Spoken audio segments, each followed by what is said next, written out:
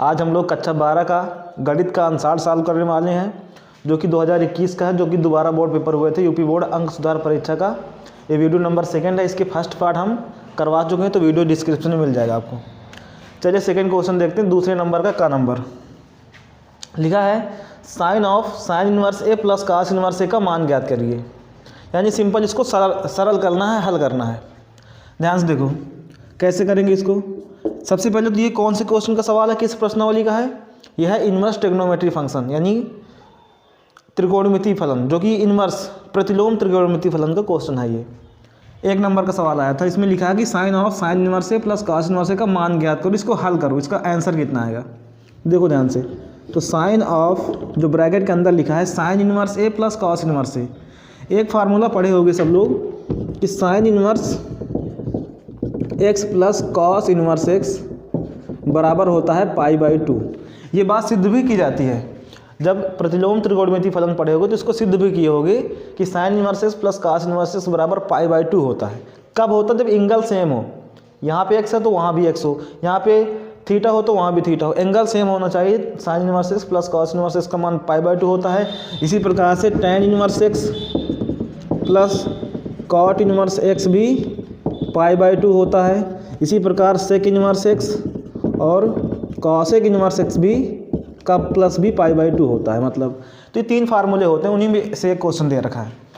देखो sign inverse A plus cos inverse ए है ना, कौन सेम, एंगल सेम है कि नहीं? Sign inverse A plus cos inverse ए, तो इसकी वैल्यू कितनी हो गई? ये हो गई π/2 के बराबर। क्यों?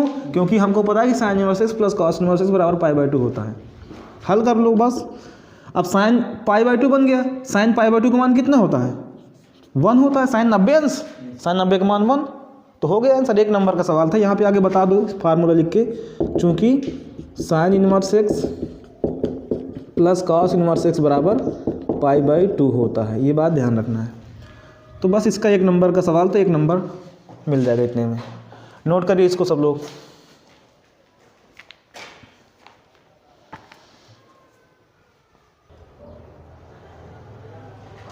देखो अगला क्वेश्चन है दूसरे का नंबर।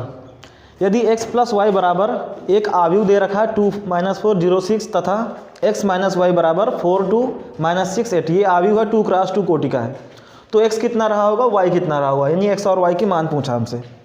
इसको हम लोग लिखते हैं सही से। देखो x प्लस वाई एक समीकरण ये दे रखा है, तो x प्लस वाई बराबर 2 0 -4 6। दूसरा ये समीकरण नंबर 1 हो गया। ये आव्यूह का समीकरण दे रखा है। दूसरा है x माइनस वाई बराबर 4 2 - 6 8, ये दूसरा समीकरण दे रखा है। तो हमसे कहा x और y की वैल्यू बताओ। तो किसी भी, अब मान के चलो जैसे समीकरण पढ़ते हो, जैसे लिख दिया जाए x प्लस वाई बराबर 4 या x माइनस वाई बराबर 2, इनको हल करके x और y का मान जिस तरह से निकाल देते हो वैसे ही इनका भी निकालेंगे। क्या कर सकते हो? देखो समीकरण नंबर 1 और अगर हम 2 को जोड़ेंगे तो ये प्लस का y है, माइनस का y है, कट जाएगा आराम से। तो कहीं ना कहीं x बस बचेगा, तो यही कर दो। तो इसको हम लोग लिखेंगे, देखो समीकरण 1 व 2 को हल करने पर या समीकरण 1 और 2 को जोड़ने पर, इनको दोनों को जोड़ दो, जोड़ने पर। तो ध्यान से देखना, क्योंकि ये आव्यूह है तो आव्यूह में ऐसे सिंपल ही नहीं जुड़ जाएगा। देखो ध्यान से, तो x प्लस वाई समीकरण नंबर 1 का हो गया, प्लस दूसरे का x माइनस वाई। तो ये समीकरण 1 और 2 को हमने लेफ्ट हैंड साइड जोड़ा, तो उधर भी यही काम करो। पहला उधर है 2 - 4 0 6, फिर प्लस 4 2 - 6 8, जोड़ो इनको तो ब्रैकेट टूटेगा, तो प्लस का y माइनस का y कैंसिल हो जाएगा, तो x मिलके कितना हो जाएगा 2x बराबर, इनको जोड़ो। अब यहाँ पे आव्यूह का जोड़ आना चाहिए। ये भी 2 × 2 कोटि का आव्यूह है, ये भी 2 × 2 कोटि का है। मतलब 2 पंक्तियाँ 2 स्तंभ इसमें भी है, 2 पंक्तियाँ 2 स्तंभ इसमें भी हैं, तो तभी ये जुड़ सकते हैं। अगर पंक्ति स्तंभ सेम है तभी जुड़ेंगे, अगर सेम नहीं होते तो जोड़ नहीं सकते, फिर कोई हम हल ही नहीं कर पाते इसको। और जुड़ते कैसे? संगत अवयव जुड़ते हैं, जो जहाँ पर है। ये A11 जगह पे है, ये भी A11 से जुड़ेगा, ये A12 है, ये A12 से जुड़ेगा, ये A21 है, A21 से जुड़ेगा, A22 से जुड़ेगा। तो जोड़ो इनको, 2 + 4 करो कितना आएगा 6 हो जाएगा। -4 + का 2 करो कितना होगा माइनस का 2 आएगा। 0 में -6 जोड़ोगे, प्लस माइनस का माइनस हो जाएगा, माइनस का 6, और 6 में 8 जुड़ेगा तो 8 से 14 हो जाएगा। तो ध्यान दो, तो यहाँ से 2x बराबर इतना आया, तो यहाँ से x बराबर कितना आएगा, x बराबर इधर 2 गुणे में है तो उधर जाएगा बटे में, तो 1/2 और 6 उसी तरह -2 -6 प्लस का 14। अब इस 1/2 का अंदर गुणा होगा, और अवयव में जब किसी बाह्य संख्या से गुणा होता है जो कि अचर संख्या से गुणा होगा तो प्रत्येक अवयव में गुणा होता है ना।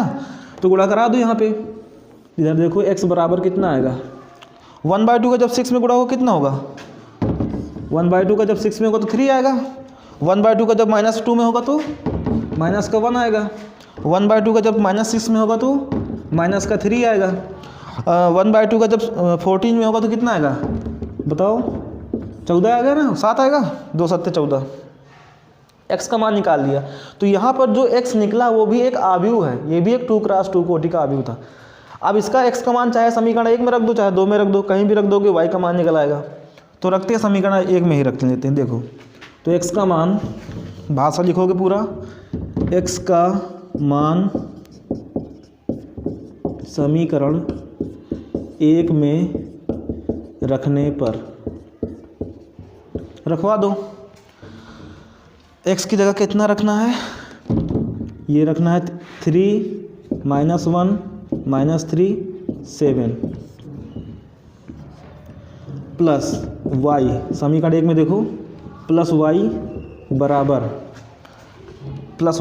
2 - 4 0 6, 2 - 4 0 6। अब यहाँ से y को निकालना है तो y को रोक लो, बाकी चीज़ें उधर ट्रांसफ़र करो। तो y बराबर कितना आएगा, यहाँ से y बराबर आने वाला है 2 - 4, यहाँ पे कामा नहीं लगता है, 0 6, ये उधर जाएगा तो कितना बन जाएगा, माइनस में जाएगा, 3 - 1 - 3 फिर 7। तो बताओ y कितना आएगा यहाँ से। अब ये भी एक आव्यूह है, वो भी एक आव्यूह है, 2x2 दोनों हैं, तो इनको क्या होगा, घट जाएंगे आपस में। तो 2 से -3 घटेगा, 2 से 3 घटेगा, माइनस का है ना, तो 2 - 3 करो कितना आएगा, माइनस का 1 आएगा। -4 माइनस का -1, तो माइनस माइनस प्लस, -4 + 1 होगा तो कितना आएगा, -3 आएगा। करके देख सकते हो। 0 माइनस प्लस, तो 0 प्लस हो जाएगा 3 का, और 6 - 7 तो कितना आएगा, माइनस का 1। तो इस तरह से हमसे x और y का मान पूछा था, हमारा आंसर हो गया, x बराबर इतना आया, y बराबर इतना आया। तो बता सकते हो आता x बराबर ये और y बराबर ये। तो इस तरह से इन सवालों को करना। ये आव्यूह का सवाल था, बहुत ही सरल सवाल था, नोट करिए इसको सब लोग।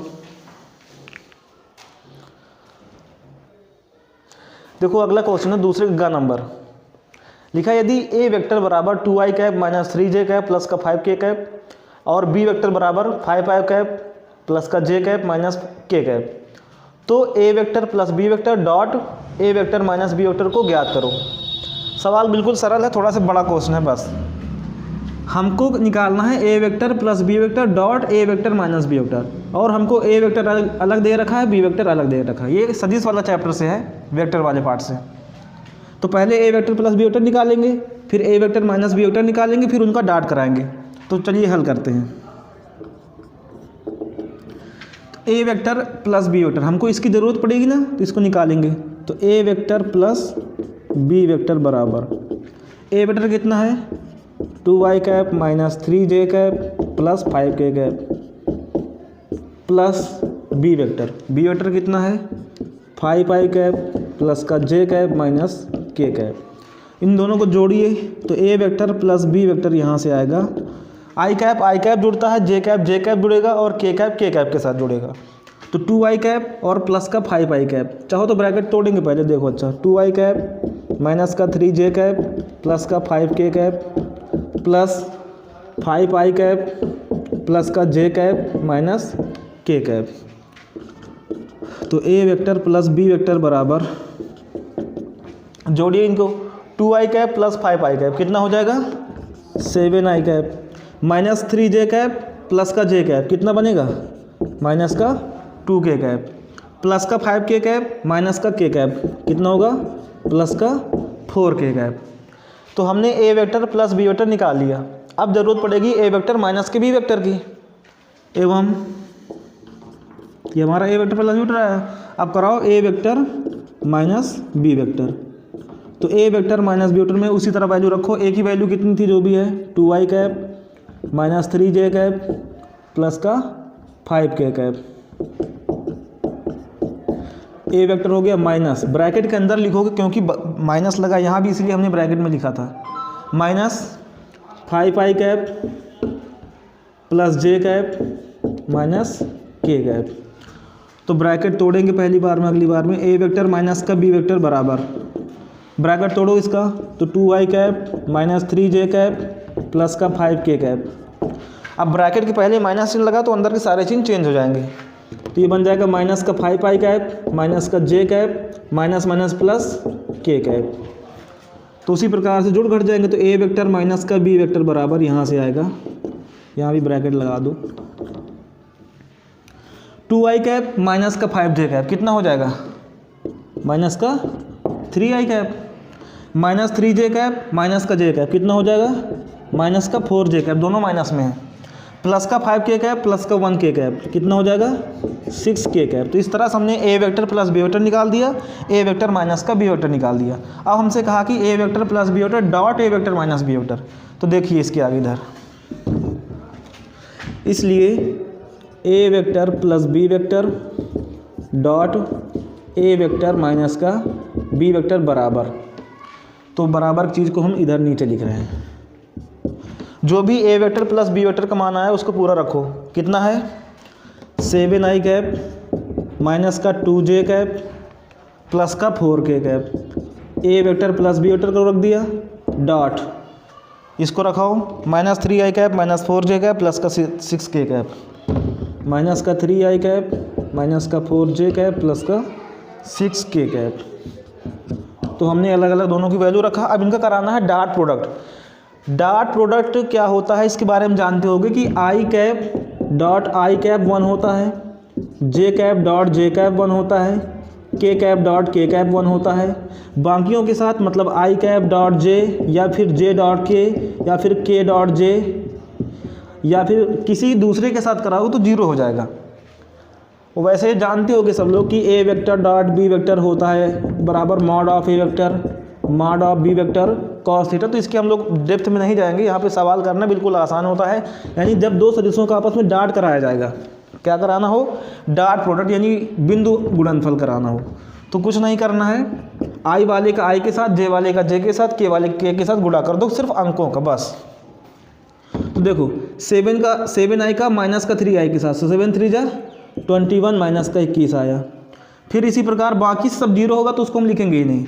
माइनस का 2j कैप का माइनस का 4j कैप से माइनस माइनस प्लस 2 4 जा 8 आ जाएगा।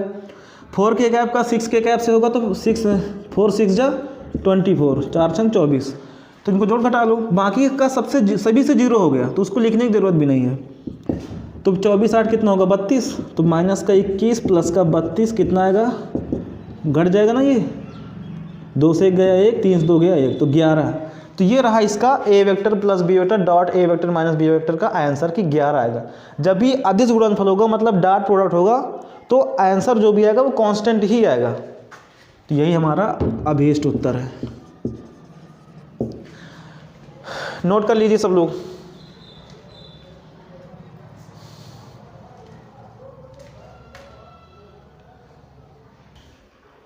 देखो अगला क्वेश्चन है दूसरे का घा नंबर। ये आंसर चल रहा है सेट फर्स्ट है जो कि EX नाम से दे रखा था 2021 वाला, जो बाद में बोर्ड पेपर हुए थे सुधारने वाले अंक सुधारने वाले। समझिए, लिखा अवकल समीकरण e की power y plus 1 cos x dx plus e की power y sin x into dy बराबर 0 को हल कीजिए।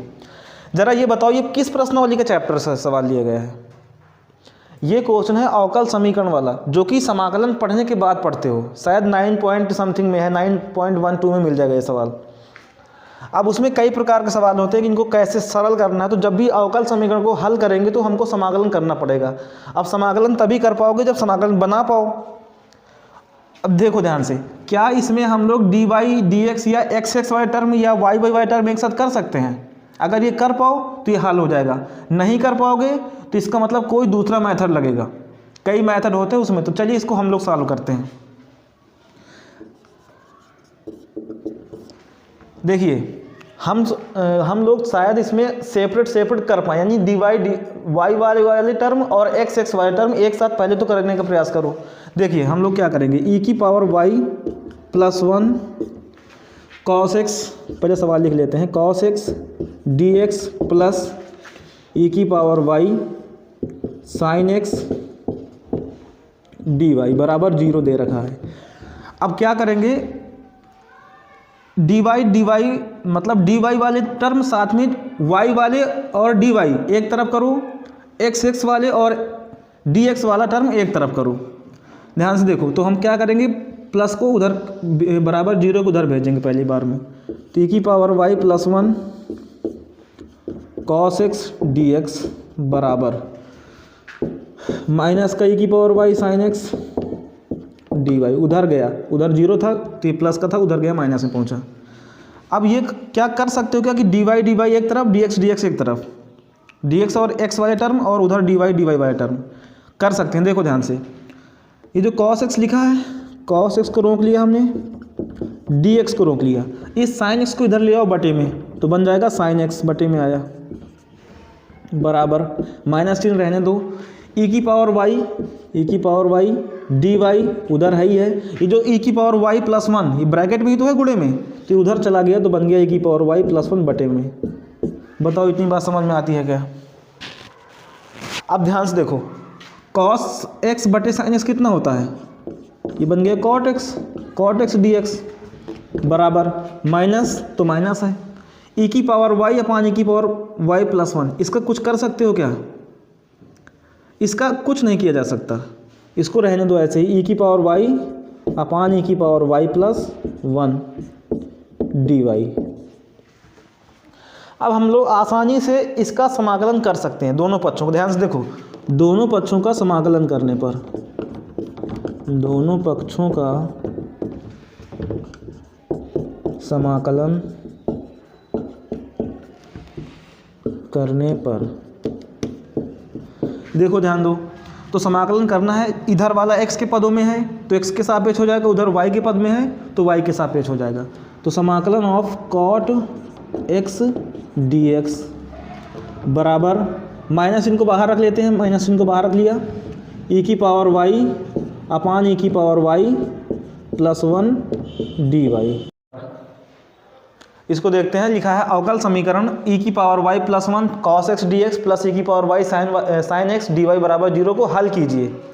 अवकल समीकरण को हल करने का मतलब होता है कि इसको हम किसी भी तरीके से समाकलन करें, उसके बाद एक इक्वेशन बन के तैयार हो जाए जिसमें ना तो अवकलन हो चुका हो ना तो समाकलन हो, एक सिंपल सी समीकरण बननी चाहिए, उसको हल करना कहलाता है। देखो, और ये मिलेगा जाके 7.7 के बाद शायद 8.1 या 2 में मिल जाएगा ये सवाल, मतलब समाकलन का अनुप्रयोग में मिलेगा। उसके बाद अवकल समीकरण 9.1 में मिलेगी ये प्रश्नावली आपको। देखो इसको हल कैसे करेंगे समझिए, लिखा है e की power y plus 1 cos x dx plus e की power y sin x dy बराबर 0। सबसे पहले इसमें ये समझा जाता है कि क्या हम dx वाले और dy और y वाले टर्म एक साथ कर सकते हैं क्या? ऐसा शायद कर सकते हैं। इसमें देखिए ध्यान से, e की power y plus 1 cos x बराबर, इस प्लस चिन्ह को उधर ले जाओ, माइनस करवाओ, तो माइनस का e की power y sin x dy। अब क्या करेंगे, dy और y के टर्म एक तरफ, dx और x के टर्म एक तरफ, तो हम इसको cos x को, हाँ यहाँ पे dx भी है तो बराबर यहाँ पे dx है। अब cos x dx को रोकेंगे, देखो cos x dx को हमने रोका, उधर से sin x को इधर ले आएंगे, बटे में आएगा क्योंकि उधर गुणे में सबके साथ, तो बटे में आया sin x बराबर माइनस e की पावर y ये dy, इसको उधर रोका बटे, ये संख्या नीचे चली जाएगी e की पावर y प्लस 1 बन के। अब देखिए क्या करना है, cos x बटे sin x क्या होता है, cot x बन जाएगा, cot x dx बराबर माइनस e की पावर y अपान e की पावर y प्लस 1 dy। अब दोनों पक्षों का हम लोग समाकलन कर सकते हैं, तो यही करना है। अब दोनों पक्षों का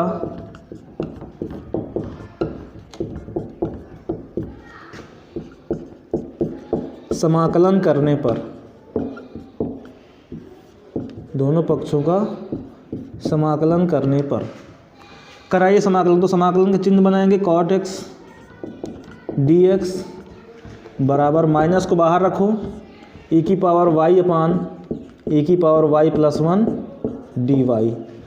अब इसका समाकलन तो बिल्कुल आसान है, फार्मूला ही होता है। cot x का समाकलन क्या होता है, log sin x, मॉड के अंदर sin x बराबर माइनस, इसका समाकलन कैसे करोगे। तो इसमें हम लोग देखो इसको बाहर कर लेते हैं। मान लिया जाए, इसमें माना e की पावर x e की पावर y प्लस 1 बराबर t, जो नीचे हर में लिखा उसको t के इक्वल मान लिया।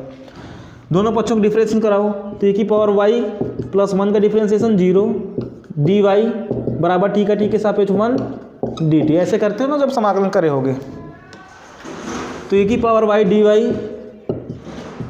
बराबर dt आया, तो e की पावर y dy की जगह dt रखेंगे, e की पावर y प्लस 1 की जगह t रखेंगे। देखो यहाँ पे तो समाकलन e की पावर y dy कितना आ चुका है, dt बटे e की पावर y प्लस 1 की जगह कितना आया है, t आया है। तो अभी समाकलन करना बाकी अगले स्टेप में हो जाएगा। देखो इधर का तो हो गया log ऑफ मॉड के अंदर sin x बराबर माइनस dt अपॉन t का समाकलन कितना होगा, ये हो जाएगा log ऑफ मॉड t। अरे 1/t किसके अवकलन से आता है, log t के अवकलन से, तो log t प्लस समाकलन कर दिया तो प्लस कांस्टेंट में c लिखते हो, लेकिन ये भी log का फंक्शन है, ये भी log का फंक्शन, तो फिर log c लिखो। log c भी एक कांस्टेंट ही है, log c। देखिए अब t की वैल्यू रख दो, क्या करेंगे अब हम लोग, t का मान रख देंगे, तो बनेगा log mod of sin x बराबर माइनस का log t का मान क्या था, e की पावर y प्लस 1, तो e की power y plus 1 plus log c। अब यहाँ तक तो ये आंसर दे सकते हो, कोई गलत नहीं है, लेकिन अगर आंसर मैच ही कराना तो अभी आगे क्या कर सकते हो। देखो इधर हम लोग क्या करेंगे, log of sin x, log of sin x बराबर, इसको पहले लिख रहे हैं, log c को पहले लिख दे रहे हैं क्योंकि वो प्लस में है, तो log c minus log of e की पावर y प्लस 1, इसको बाद में लिख रहे हैं, तो माइनस का log e की पावर y प्लस 1। ये माइनस में था तो बाहर कर बाद में लिखा, प्लस वाले को पहले लिख दिया। अब क्या कर सकते हो, देखो log sin x बराबर log m minus log n। एक फार्मूला पढ़े हो कभी, log m minus log n का क्या होता है, log m minus log n बराबर होता है, ये होता है log m अपान n। log के तीन ही फार्मूले तो है, log m इंटू n बराबर log m plus log n, log m अपान n बराबर log m minus log n, एक होता है log m की पावर n बराबर n log m। तो यहाँ पे ये वाला फार्मूला लगना है, तो हम इसको क्या लिख सकते हैं, इस चीज़ को इस फॉर्म में लिख सकते हैं, तो यही बन जाएगा। देखो इसको हम लोग लिख सकते हैं log m बटे n, तो m की जगह यहाँ पे c है, बटे n की जगह e की पावर y प्लस 1 है, तो ऐसे लिख सकते हो। आगे रीजन भी दे सकते हो, चूँकि log m बटे n बराबर log m minus log n, ऐसे बता सकते हो।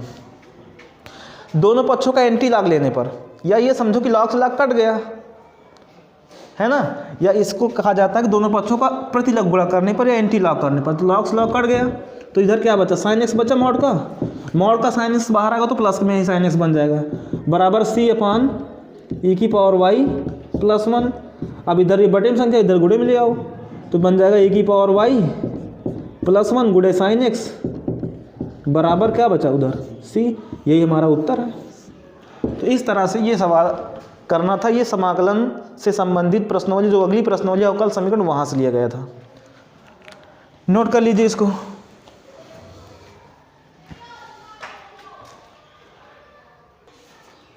देखो स्टूडेंट्स, अगला सवाल है दूसरे का अंगा नंबर। लिखा समीकरण 3x - 1 is less than or equal 2x-3 को सभी वास्तविक संख्याओं के लिए हल कीजिए। ज़रा बताओ ये किस प्रश्नावली का सवाल है? यह है लीनियर प्रोग्रामिंग का रैखिक असमीका से संबंधित सवाल है। ये चैप्टर शायद 10.1 में मिल जाएगा हमको लगता है। जो भी हो देख लेना। इसको हल कैसे करना, असमीका का सवाल है, लीनियर प्रोग्रामिंग चैप्टर, रैखिक प्रोग्रामर नाम का चैप्टर है। देखो इसमें तो ये देखो कितनी असमीकाएँ दे रखी हैं, हल करते हैं। देखो अच्छा पहले इसमें कितनी असमीकाएँ दे रखी ये बताओ। तो एक ही तो दे रखी है असमीका, क्या दे रखी है? 3 × x - 1 is less than or equal 2 of x - 3।